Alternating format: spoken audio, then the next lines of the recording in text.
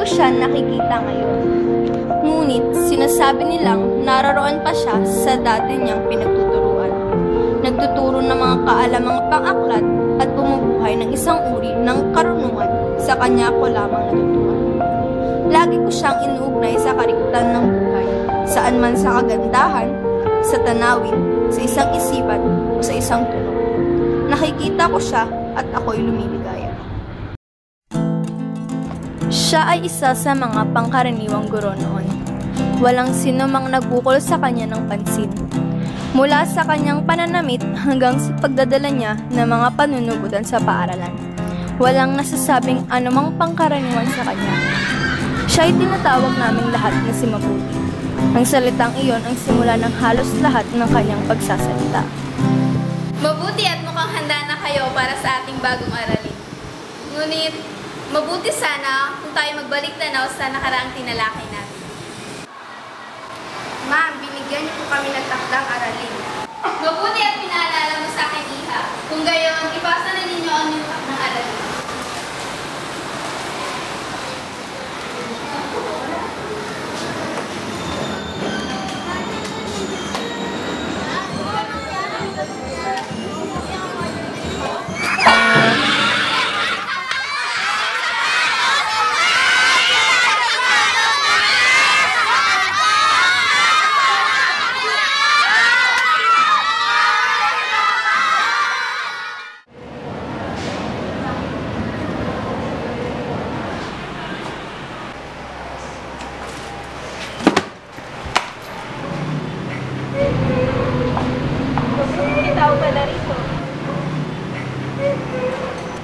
Ngunit, tila yata may suliranin.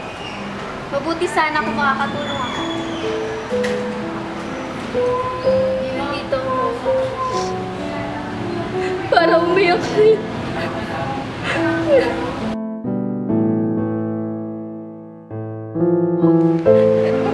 Nasira po kasi sapatos ko. Habang naglalakad po ako dito sa hallway, pinagtatawanan po nila ako. Lagi mong tatandaan na ang problema ay panandalian lamang. Tulad nitong sapatos mo, masira man, maaaring pa natin maayos. At lagi mong tatandaan na hindi nauubusan ng pag-asa. Maaari mong mahanap ang mga nawala, maaari mong maiwasto ang mga mali, at maaari mo ring pagdikitin ang mga nabiyak.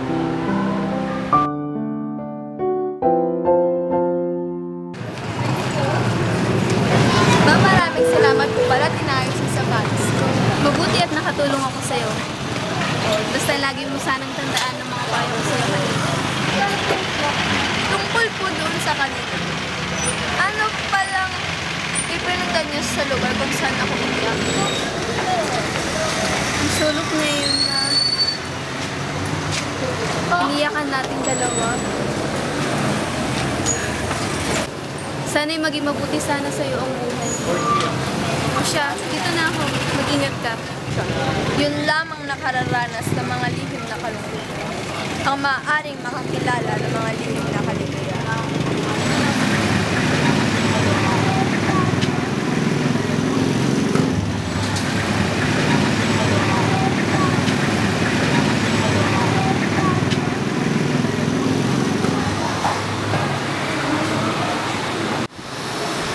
Mabuti at magsisimula na tayo sa bagong aralin. Tatalakayin natin ang Gurion, Ildefonso Santos.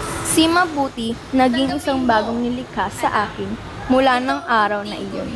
At habang tumataginting sa silid namin ang kanyang tinig sa pagtuturoy, hinuhulaan ko ang dahilan o mga dahilan ng pagtungo niya sa sulok na iyon ng silid aklada. Nais ko lamang ibahagi sa inyo ang tungkol sa aking nag-iisang anak na babae. At nais ko sanang maabutan siya sa matayog na pangarap. Ang pangarap ko para sa kanya na maging isang manggagamot. Mabuting manggagamot. Gaya ng kanyang ama.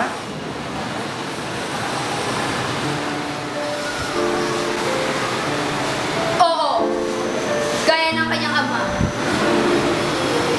Mabuti, gaya na ng sinabi sa akin ni Fe, yun lamang nakakaranas ng mga lihim ng kalungkutan. Ang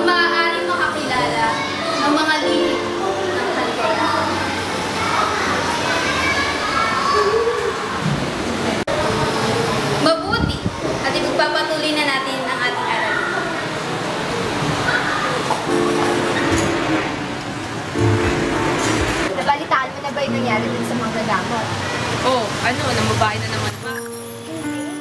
Huli ka na sa balita. Ano ba naman yan? Pumanaw na siya. 2 araw na nakalipas. Sayang naman. Siya pa naman yan ang tanging manggagamot dito sa barangay. Oh, saan nakaburol? Doon lang banda. Tara, pumahan natin. Teka, hindi doon patungo ang bahay ni Mabuti ah.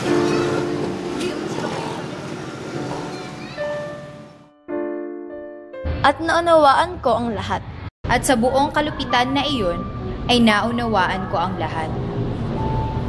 At diyan nagtatapos ang kwento ni Mabuti.